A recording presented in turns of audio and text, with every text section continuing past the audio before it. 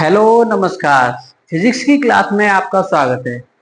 हम पढ़ चुके थे पिछली क्लासों में कूलाम्स लॉ के बारे में, कूलाम्स के वेक्टर स्वरूप के बारे में। उसी से रिलेटेड आज कुछ क्वेश्चन होंगे जो एग्जाम में आते हैं, कुछ न्यूमेरिकल होंगे, आप सीखते हैं। जैसे कि लिखा हुआ है, ये सवाल 2020 में आया था, ये क्वेश्चन 2020 में आया था। हम जितना भी पढ़ा रहे हैं वो टॉपिक है जो आपके एग्जाम में पूछा जाएगा। लेकिन आप क्या है, हमारी वीडियो को कम देख रहे हैं और सब्सक्राइब कम कर रहे हैं। इसका मतलब है अगर आप हमारी वीडियो को देखते हैं और उन्हें सब्सक्राइब करते हैं, इसका मतलब जो कंटेंट दिया जा रहा है वो केवल वही कंटेंट दिया जा रहा है जो कि एग्जाम में पूछा जा रहा है। जैसे कि मैंने ये सवाल, आवेश के मध्य लगने वाले वैद्युत बल की सहायता से वैद्युतशीलता का बिंबीय समीकरण निकालिए। इससे जो पिछली वीडियो थी हमारी, उसमें मैंने बताया था कि वैद्युतशीलता के बारे में कूलाम्स लॉ में, जब कूलाम्स लॉ बताया था तो मैंने वैद्युतशीलता के बारे में और नियतांक के बारे में, के की वैल्यू, एप्सिलॉन नॉट की वैल्यू, इन सब के समीकरण मात्रक बताए थे। अब उसी से रिलेटेड सवाल जैसे कि एग्जाम में आया है, अगर जिसने हमारी वीडियो देखी होगी उसको आसानी से कर सकता है। जैसे कि अब मैं इसे को दोबारा बताता हूं। जैसे कि लिखा हुआ है, आवेश के मध्य लगने वाले वैद्युत बल की सहायता से वैद्युतशीलता का समीकरण लिखिए। अब समीकरण कैसे लिखना है, हम जानते हैं कि F बराबर होता है, F बराबर 1/4 pi epsilon not Q1 Q2 upon R square. ये हम जानते हैं, ये बल बराबर, ये समीकरण बताया था हमें कूलाम्स के लॉ के अनुसार। कूलाम का जो नियम था वो ये था हमारा। हमने क्या किया कि हम यहां से हम एप्सिलॉन नॉट की जो वैल्यू निकाल रहे हैं, जो एप्सिलॉन है, अगर इसकी वैल्यू निकालें तो एप्सिलॉन नॉट या एप्सिलॉन बराबर 1/4 pi into F Q1 Q2 upon R square. क्या यही हो जाएगा? अगर ये हो गया तो यहां से बिंबीय सूत्र बनाना मैंने सिखाया था अपनी पिछली वीडियो में, जैसे कि ये है। अब ये तो कांस्टेंट वैल्यू, इससे तो हमें कोई मतलब है नहीं है।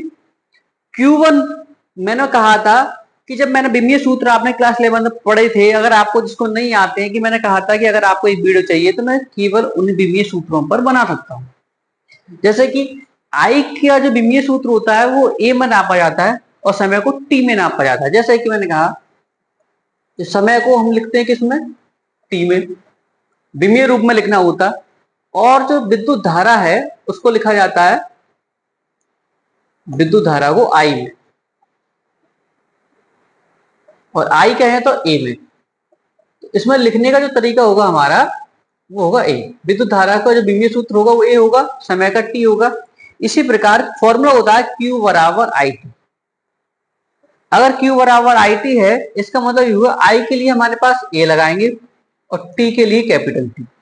तो Q का आवेश का जो बिंबीय सूत्र होगा वो ए टी होगा।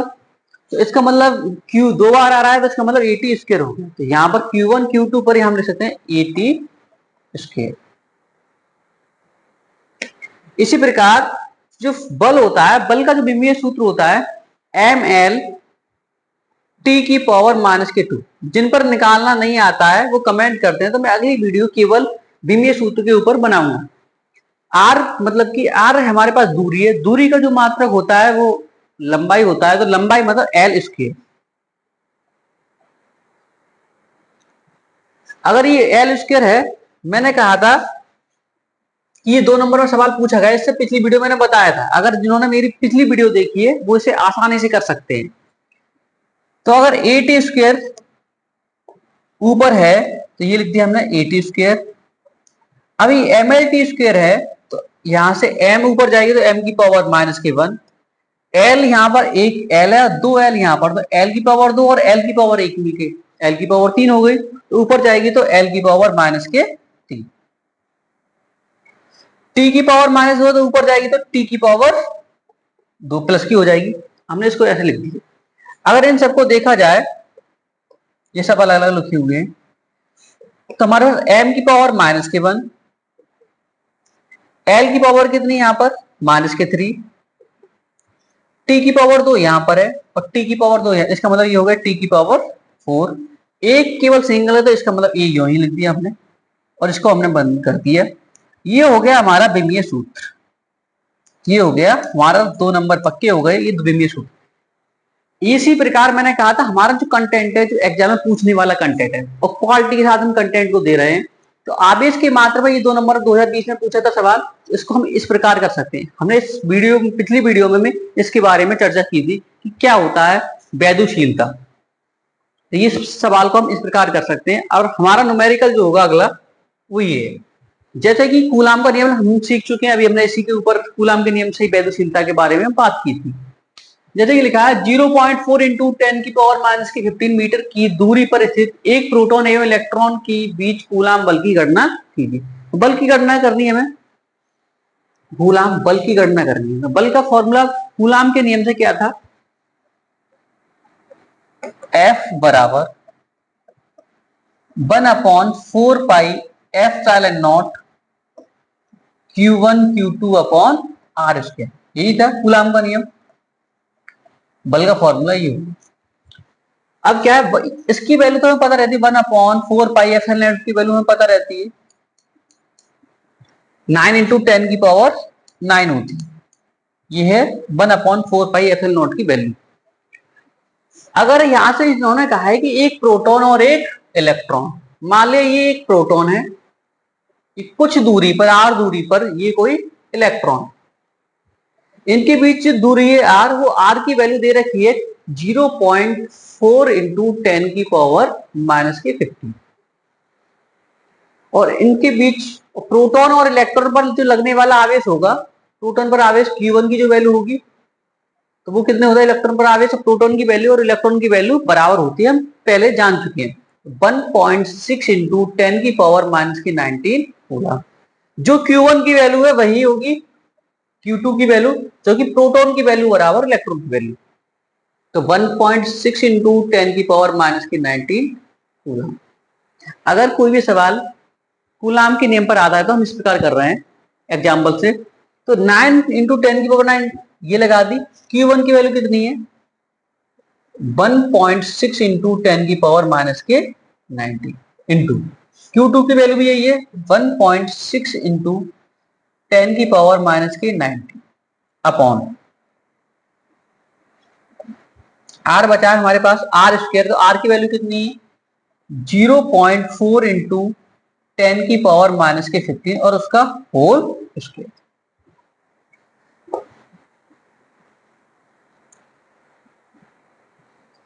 आगे अगर हम 16 का स्क्वायर करेंगे, हम सभी को स्क्वायर याद होनी चाहिए लगभग 25 तक, 25 तक अगर स्क्वायर याद करें जिससे कि सवाल आसानी से हम कर सकें, तो हमारे पास F बराबर नई लाइन से 9 इंटू 10 की पावर, अगर ये पावर देखा है ये माइनस के 19 है, ये भी माइनस के 19 है, 19 और 19 हो गए 38, 19 दूनी 38 हो गए 38, ये दोनों माइनस के हो गए। अगर उन 38 में से 9 को घटा दें हम, 38 में से अगर 9 को घटा दें तो कितने बचेंगे, इसका मतलब है 29 बचेंगे।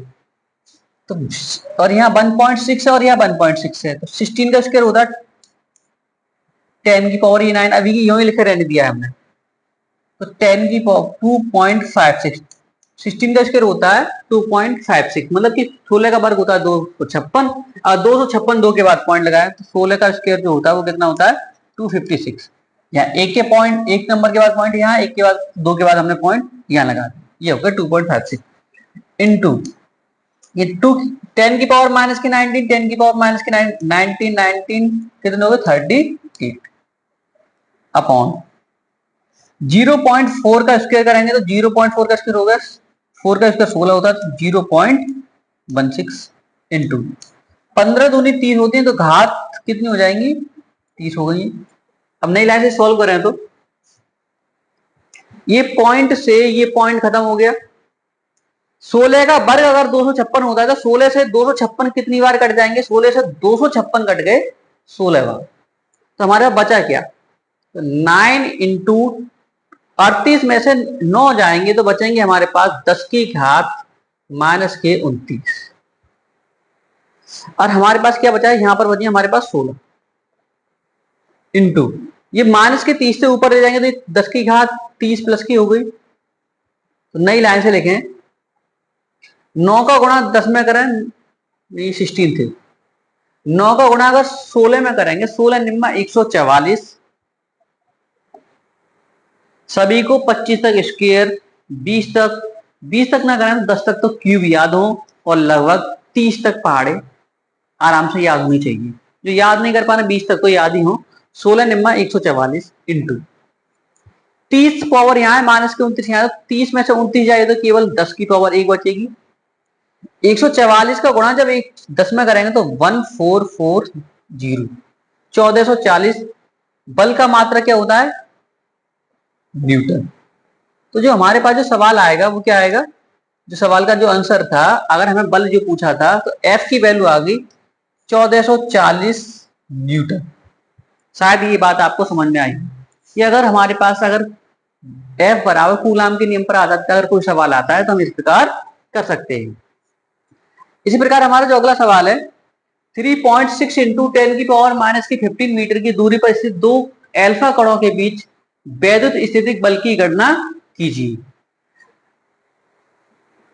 तो यदि एल्फा कणों पर आवेश 3.6 इंटू 10 की पावर माइनस की 19 कूलाम है, तो ये हमारे सवाल का ये सॉल्यूशन होगा कि हमारे पास एल्फा कण दो हैं, एक एल्फा कण ये है और एक दूसरा एल्फा कण ये। इनके बीच जो आर की जो वैल्यू है वो है 3.6 इंटू 10 की पावर माइनस के 15, और जो हमारे एल्फा कट पर आवेश दे रखा है वो कितना है? 3.6 इंटू 10 की पावर माइनस के 19 कूलाम। ये Q1 की वैल्यू हो गई, और इसी प्रकार सेम आवेश तो ये भी Q2 की वैल्यू होगी, यही Q2 की वैल्यू।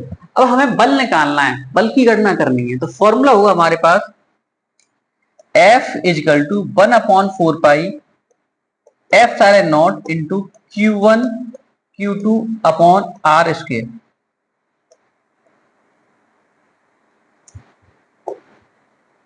अब इसे हम नई लाइन से सॉल्व करेंगे तो 1/4 पाई F सारे नॉट की जो वैल्यू होती है 9 इंटू 10 की पावर 9। Q1 की वैल्यू कितनी रखी है? 3.6 इंटू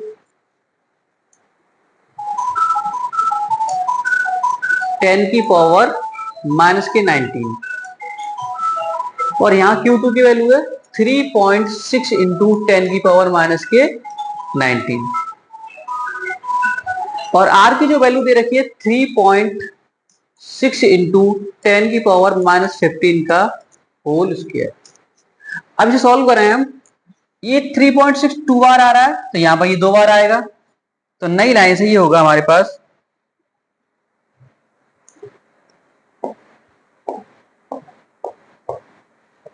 9 इंटू ये 19 और 19, इसका मतलब ये पावर हमारे पास 38 हो गई, 38 में से 9 जाएंगे तो 29 बचेंगे हमारे पास। तो 3.6 का होल स्क्वायर इंटू 10 की पावर माइनस के 29 अपॉन 3.6 का होल स्क्वायर इंटू 10 की पावर माइनस के 30। इस पूरी पावर से ये कट जाएगा, ये ऊपर जाएगी प्लस की हो जाएगी, तो ये हमारे पास केवल जो बचेगा 9 इंटू 10 इजकल टू 90 न्यूटन। तो हमारे सवाल का जो आंसर होगा वो 90 न्यूटन होगा। इस प्रकार हम इस सवाल को सॉल्व कर सकते थे। इसी प्रकार हमने पिछला सवाल सॉल्व किया था, ये था P29। तो इसी प्रकार हम अगले सवालों पर बात करेंगे, और जो भी टॉपिक हो हम अगले टॉपिक को लेकर आएंगे। नमस्कार, फिर मिलते हैं हम अपनी क्लास में।